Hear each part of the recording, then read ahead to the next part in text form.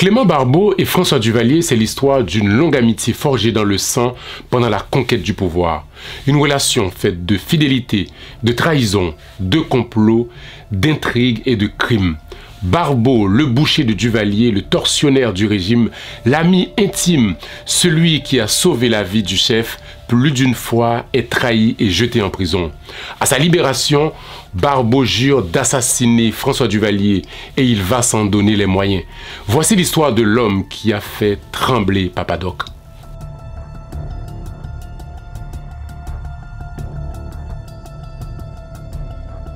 Clément Barbeau est un ancien instituteur originaire de Saint-Marc. Lorsqu'il rencontre le docteur François Duvalier pour la première fois, il vient de perdre son travail au ministère de l'Agriculture. Duvalier, qui travaillait alors comme consultant à la mission sanitaire américaine en Haïti, va l'aider à retrouver du travail chez les Américains. Dès lors, les deux hommes ne se quitteront plus. De tempérament vif et fougueux, Barbeau anime un petit groupe autour du docteur en qui il pressentait déjà un destin national. Barbeau devient rapidement l'homme de main de Duvalier, exécuteur des sales besognes pour le docteur François Duvalier. Dans le climat d'agitation sociale et d'instabilité politique de la campagne électorale de 1957, c'est lui qui sera chargé d'intimider les autres candidats. Il est impliqué dans un attentat à la bombe à Carrefour au soir du 1er avril 1957, ayant fait plusieurs morts et blessés. À l'époque, personne ne le connaissait. Son nom apparaît aux côtés de Fritz Cineas, Charles Laens et un Cubain du nom de Thémistocle Fuentes.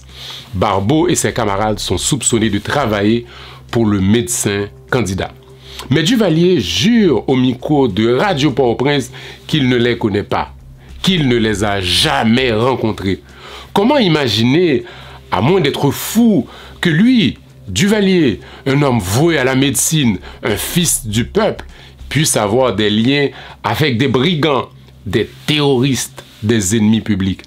La fable docteur veut se montrer respectable pour l'instant, car il n'est que candidat. Après l'attentat, Barbeau et ses camarades gagnent le maquis et leurs têtes sont mises à prix. Pendant sa fuite, Barbeau, très confiant, il fait imprimer des cartes de visite à son nom avec la mention chef de la police secrète. Un mois après l'arrivée au pouvoir de Duvalier, il promulgue une amnistie visant à gracier tous ceux qui sont accusés de crimes politiques pendant la campagne électorale. La manœuvre visait en fait à blanchir son ami Clément Barbeau et ses complices. Barbeau va rapidement devenir l'homme le plus craint d'Haïti. Sa présence inspire la terreur. Quand un opposant politique est arrêté, c'est lui qui se charge de l'interroger. Et il est efficace dans cette technique brutale pour faire parler les prisonniers politiques. Barbeau sera aussi affecté à la sécurité personnelle du président. Mais ses activités vont au-delà. Il encourage François Duvalier à conclure un accord de protection mutuelle avec le dictateur dominicain Rafael Trujillo. En échange de son aide pour traquer ses ennemis politiques à la frontière, Duvalier s'engage à fournir de la main-d'œuvre bon marché pour les plantations de canne à sucre en République dominicaine.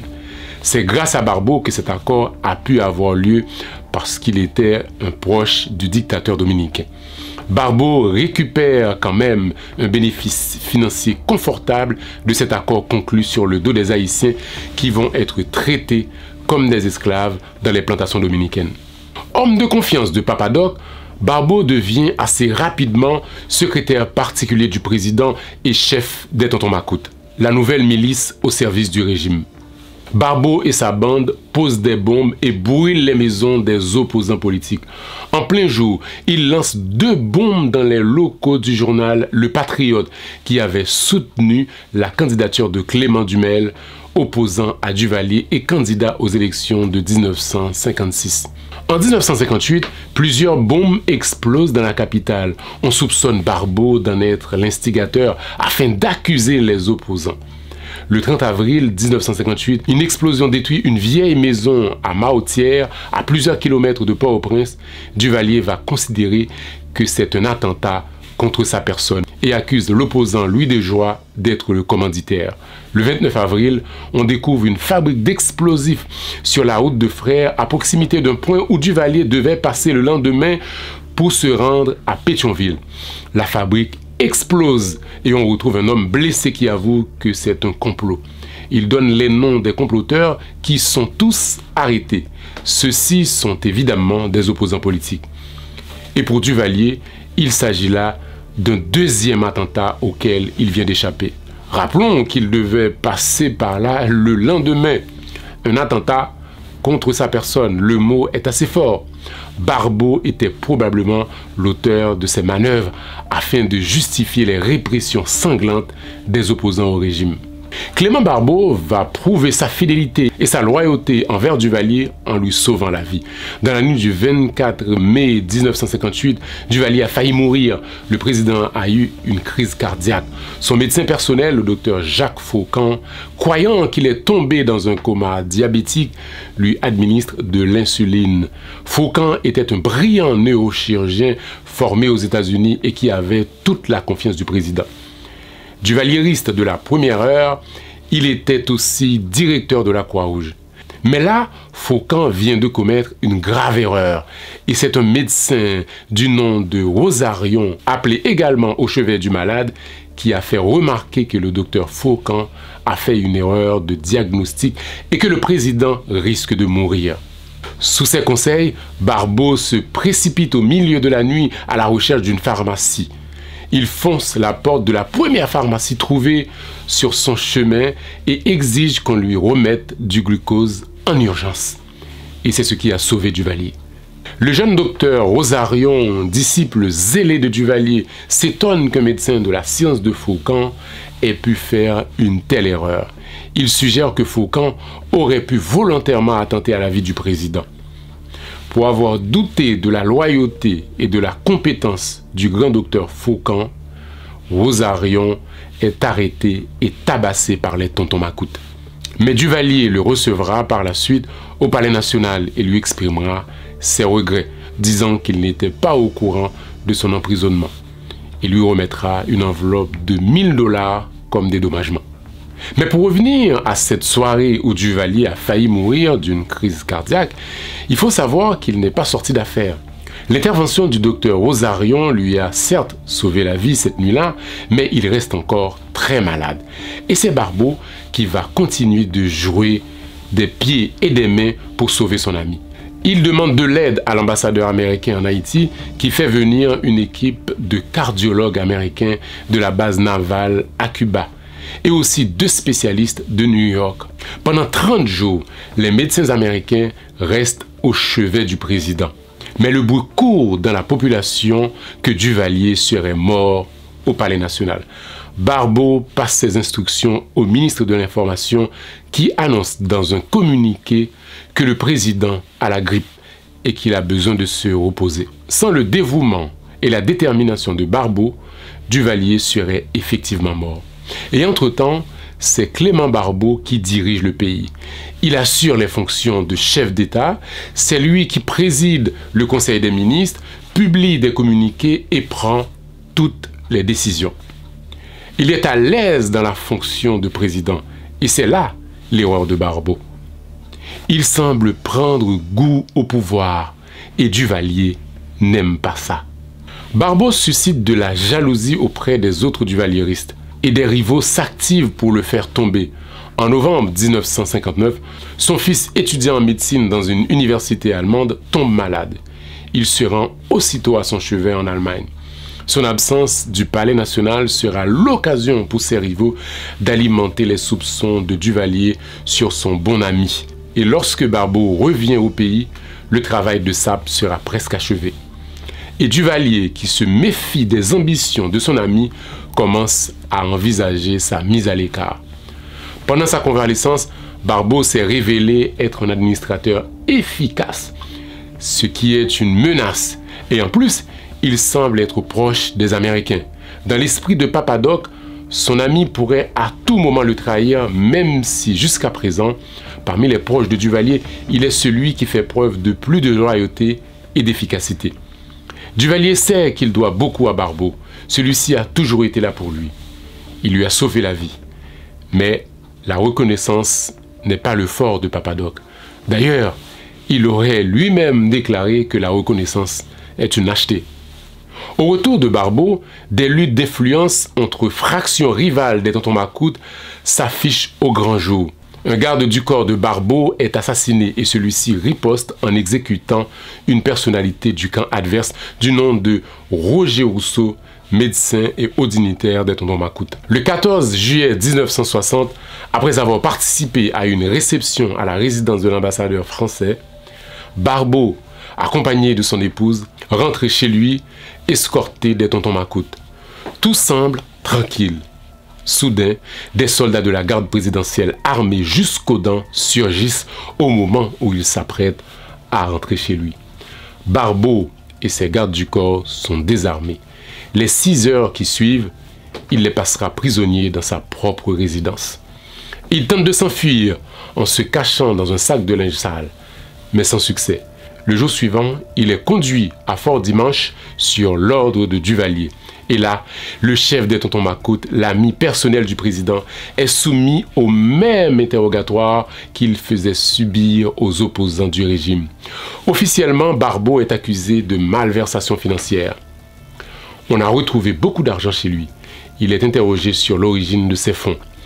Duvalier était au courant dès le début des combines de Barbeau et cela ne semblait pas le déranger outre mesure.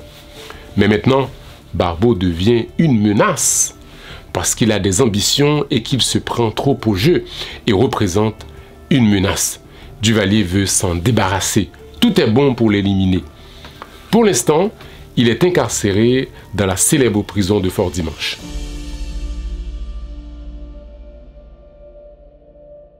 « 18 mois se sont écoulés et Barbeau est toujours emprisonné à Fort-Dimanche. Il est devenu l'ombre de lui-même. Après des mois dans l'enfer de Fort-Dimanche, Papa Doc ordonne sa libération sans procédure. Barbeau est libéré et reçoit en cadeau une voiture flambant neuve. L'ancien exécuteur des basses œuvres du régime a profondément changé durant son emprisonnement. On prétend qu'il s'est converti au christianisme et est devenu un homme pieux. Il n'est plus un danger pour personne, dit-on.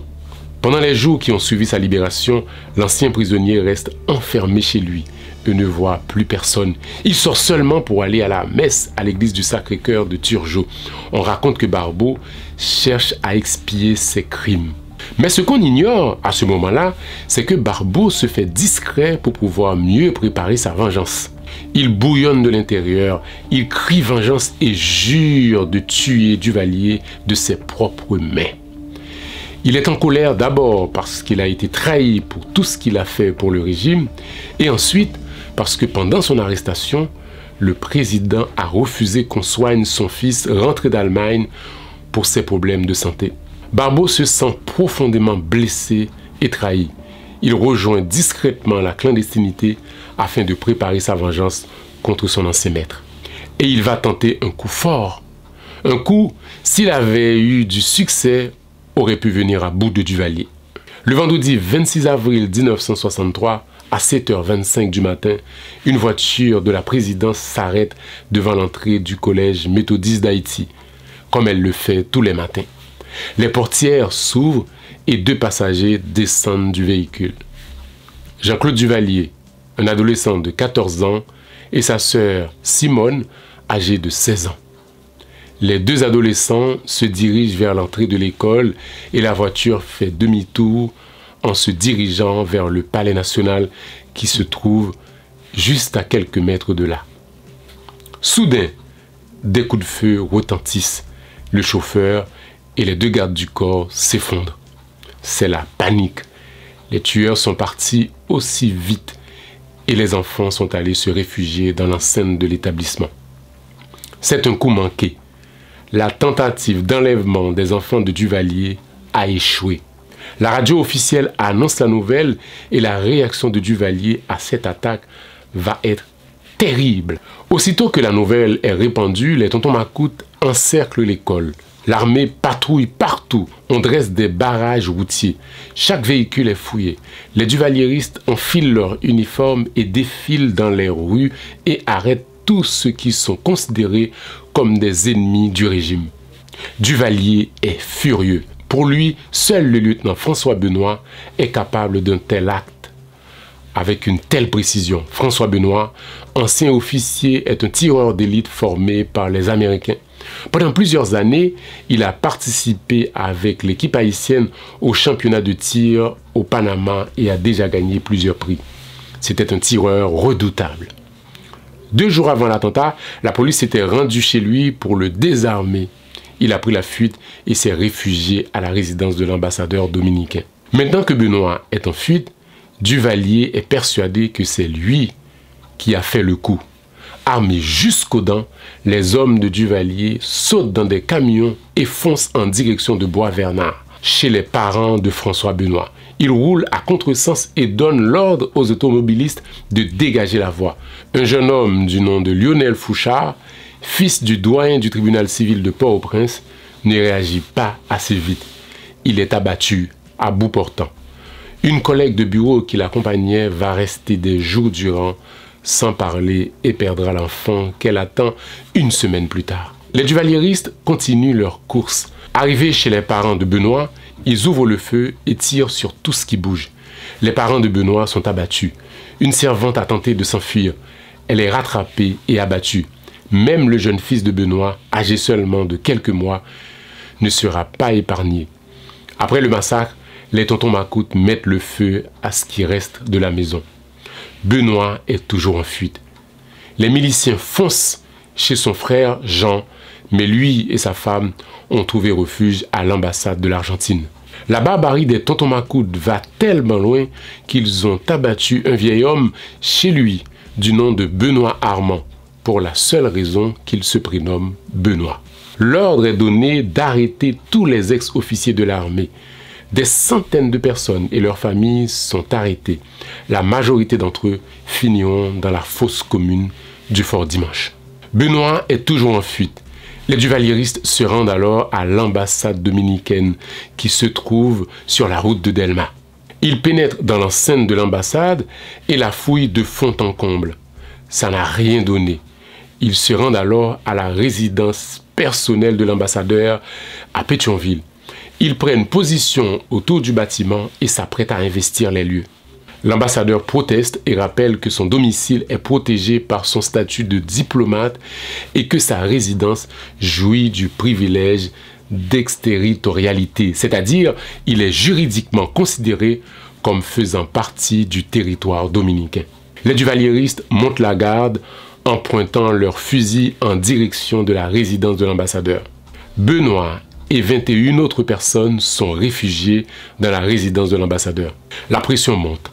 Le président dominicain Juan Bosch donne un ultimatum de 24 heures à Duvalier pour qu'il ordonne à sa milice de quitter la résidence de l'ambassadeur. Sinon, il menace d'intervenir militairement. Les Dominicains se préparent à la guerre et menacent de bombarder le palais national. Duvalier reste droit dans ses bottes. Son ministre des Affaires étrangères de l'époque, René Chalmers, annonce rompre tous les rapports diplomatiques avec la République dominicaine. Une réunion d'urgence est convoquée à l'OEA qui invite les 2 pays à ne pas déclencher les hostilités en nommant une commission d'enquête sur les événements en Haïti. Pendant ce temps et au milieu des cadavres, Papa Doc organise un carnaval à Port-au-Prince, comme si de rien n'était. Des bandes défilent dans les rues de la capitale. Des milliers de paysans sont transportés dans la capitale. La foule se rassemble devant le palais national au cri de Duvalier ou la mort. Après quelques minutes, Papa Doc apparaît devant la foule tel un être transfiguré et déclare: « Moi, Duvalier, je symbolise la terre des ancêtres. Ceux qui souhaitent détruire Duvalier souhaitent détruire la mère patrie. Ceux qui ont tiré sur mes enfants ont aussi tiré sur moi.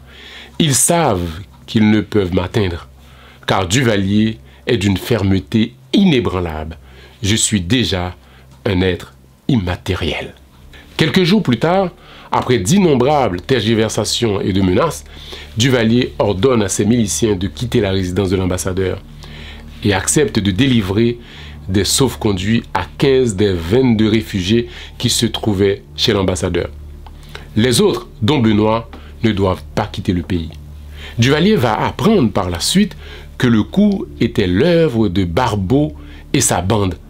La guerre est officiellement déclarée entre les deux ex-amis. Barbeau met à l'abri sa famille pour pouvoir continuer sa lutte armée contre Duvalier. Sa femme et ses 4 enfants trouvent refuge à l'ambassade d'Argentine et il va encore frapper. Un convoi de Tonton Macoute est pris dans une embuscade. Les hommes de Barbeau attaquent le convoi. L'affrontement est violent. Plusieurs dizaines de Tonton Macoute sont tués. La nouvelle donne des sueurs froides à Duvalier et Barbeau commence à frapper l'imaginaire populaire. Il apparaît désormais comme celui qui débarrassera Haïti de Duvalier. On lui prête même des pouvoirs mystiques et surnaturels. Les rumeurs disent qu'il pouvait se transformer en chien noir. Alors, tous les chiens noirs deviennent la cible des miliciens duvalieristes. Un jour, il réussit à appeler Duvalier au téléphone et lui promet qu'il aura sa peau. Ce à quoi Papa Doc répond « Clément, j'aurai ta tête ». Un matin, la secrétaire de Duvalier découvre sur le bureau du chef une lettre contenant les menaces de Barbeau. Duvalier est entré dans une colère noire. La tête de Barbeau est mise à prix. Duvalier offre 10 000 $ à celui qui le ramène Barbeau, mort ou vif. La chasse à l'homme est lancée. On fouille partout. Des rues entières sont ratissées à la recherche de l'ancien chef des Tontons Macoute. Un jour, Barbeau fait savoir qu'il se trouve à Pétionville et défie les duvalieristes de venir le chercher. Le major Tassi, l'un des chefs des Tontons Macoute, fait encercler le quartier où il est censé se trouver et attend pour capturer l'ennemi. Mais Barbeau a rusé. Pendant que les miliciens le cherchent à Pétionville, il se trouve à Fort-Dimanche en train de désarmer les gardiens et distribuer les armes à ses hommes. Alors que les Tontons Macoute fouillent la ville pour le retrouver, Clément Barbeau donne une interview à un journaliste américain sur place. Il raconte qu'il dispose d'énormes moyens et que ses partisans se trouvent même parmi les proches du président. Barbeau déclare que son ancien ami, le président Duvalier, est complètement fou. Il révèle que celui-ci lui avait confié pendant qu'il était à son service qu'il lui faudrait 300 cadavres par an.